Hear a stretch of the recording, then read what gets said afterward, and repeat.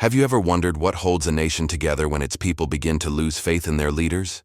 What happens to a region when public trust erodes, institutions grow weaker, and the future seems uncertain? Welcome to today's special video, where we dive into the heart of a critical two-day forum recently held in Banjul, the Gambia. Leaders, policymakers, civil society groups, and global partners gathered not to speak in circles, but to face a reality many avoid. Governance in the Sahel region is at a crossroads. But here's the question. Can governance alone heal the wounds of insecurity, poverty, and distrust? Or does the answer lie deeper, in the way leadership is practiced, in the integrity of systems, and in the courage to serve the many, not the few? From bold calls for accountability and discipline to passionate appeals for inclusive, citizen-centered economies, this forum wasn't just another diplomatic gathering. It was a mirror held up to those in power. The message was clear. The era of vague promises is over. The region must rebuild, not just its infrastructure, but its social cohesion, its public trust, and its entire model of leadership. And yet, we ask, how many more reports must be written before action becomes reality? How long will solidarity be a slogan instead of a strategy? Stay with us as we unpack what was said, what was promised, and most importantly, what needs to happen next. The two-day Sahel Governance Forum held in Banjul and bringing together governments, regional organizations, civil society, and development partners concluded with a strong call for improved governance across the Sahel region. Participants emphasized the need to strengthen principles of good governance, accountability, discipline, and results-driven leadership. During the forum, a report entitled "The Future of Governance in the Sahel: Rebuilding Social Cohesion and Public Trust" was officially launched, underscoring key challenges and opportunities for the region. In his closing remarks, the Gambia's Vice President Mohamed B.S. Jallow urged stakeholders to maintain the momentum generated by the forum, stressing that the spirit of collaboration and the urgency for collective action must continue beyond the event. The challenges we face in the Sahel are formidable, but they are not insurmountable.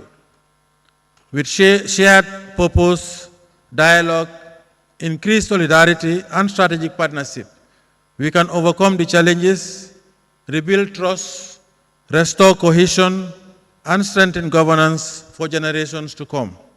Omar, President of ECOWAS Commission, highlighted governance as Africa's critical challenge to overcome. He noted that the governance models admired in developed countries are rooted in accountability, discipline, and measurable results.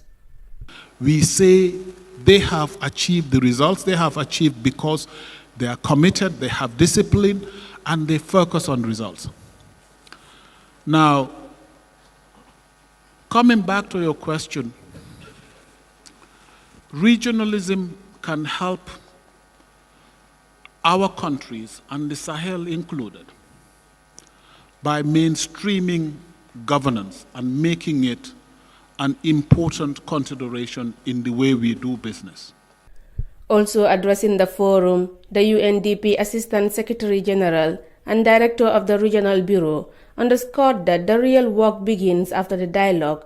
She urged leaders to build economies that serve all citizens, not just a privileged few, and to govern with integrity in order to restore hope and confidence among their people. The future we seek will not be delivered by chance.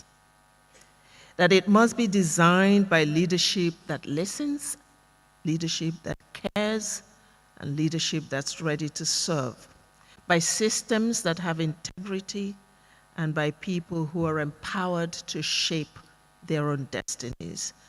The forum featured extensive discussions on the region's challenges and potential solutions, all geared toward building a more resilient and better governed Sahel.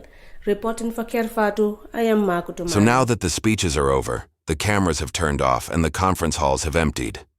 What's next? Governance, they say, is not an event. It's a commitment, a daily one. And the real test begins when the microphones are gone and the people are still waiting for roads, for schools, for justice. It's easy to admire governance models from faraway lands. But will accountability ever take root unless it's demanded, not just declared? Will trust be restored by policy papers or by leaders who walk their talk? In the quiet corners of the Sahel, far from the air-conditioned rooms of international forums, families are still searching for security, for stability, for hope. The future they deserve isn't built on speeches. It's built on courage, humility, and service. The question remains, will those in power listen, not just with their ears but with their actions? Because the region doesn't just need governance, it needs transformation. It needs leadership that dares to serve, systems that inspire belief, and a vision big enough to unite fractured lands. Let us not wait for the next forum to ask the same questions. Let today be the start of a new conversation, one that continues beyond Banjul, beyond declarations, and beyond delays. Thank you for watching. If you believe in accountability, in justice, and in the power of leadership to change lives, don't forget to like this video so that YouTube recommends it to many more viewers. And leave us a comment below. What does good governance mean to you? Until next time, stay informed, stay engaged, stay hopeful. If you have a friend on the field who spends time making video calls to you or something like that, you should avoid it. Tell him to focus. That's how you will save his life. The last thing I can ask you, this is for our mothers. There is a phenomenon I observe on the field that I don't like. And I want everyone at their own level to be able to advise this. This is how I can put it, those who are on the field. People have courage, the drive to win, but often we have losses that we can't explain. Do you understand? And that's not good. I always tell the soldiers, you fight, but you must come back to tell the stories of the battles. If you stay, it's okay with defending the homeland. But you have to fight fiercely so you can come back and tell the stories of the battles. And to do that, you have to stay focused. And what often distracts us? The mobile phone. But our dear ladies, when we go on a mission, even if we spend 2 or 3 months without news, it can be unsettling. But we have to stay focused. You shouldn't expect a video call every night or constant messages every second. That's not possible. You have to let people stay focused. Right? We need your help. I'm saying this because it's the terrorists themselves who tell us. Some of them we've taken as prisoners, some have surrendered, and when they come, they tell us that it's through the phones that they are able to carry out certain attacks. And they explain this to us. They tell us that at night, they observe our camps from a distance. When there's a lot of light, it means people are focused on their phones. That's when they take advantage to get closer. And during the day, they watch. When people are focused on their phones, they take the opportunity to attack. They can approach the sentry without them noticing. It's the terrorists themselves who tell us this. So do you see how dangerous the phone is? Everywhere people haven't been caught off guard, the enemy can't do anything. But if you're caught off guard, you can't do anything. No matter what weapons you have, it doesn't matter. If you're caught off guard, you couldn't even start your vehicle, what can you do?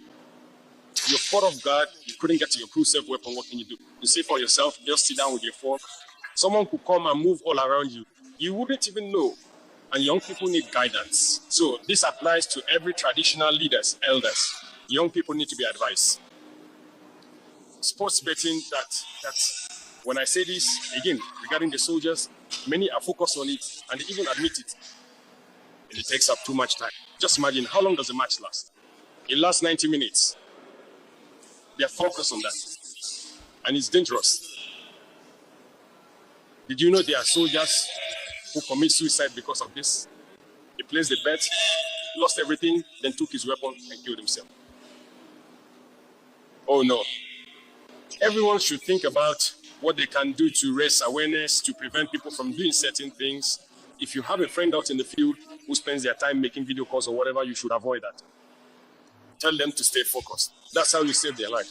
I'm counting on each and every one of you to spread the message, raise awareness, and take action so that phones can actually help us move forward faster. That's it. Otherwise, people have the courage, the tenacity they need, and everything else.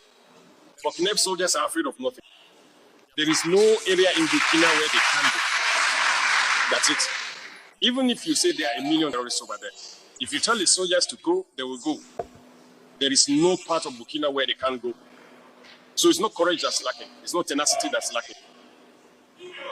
So it's possible to move faster. The proof is we keep making progress on the ground, and we will keep advancing until we recover all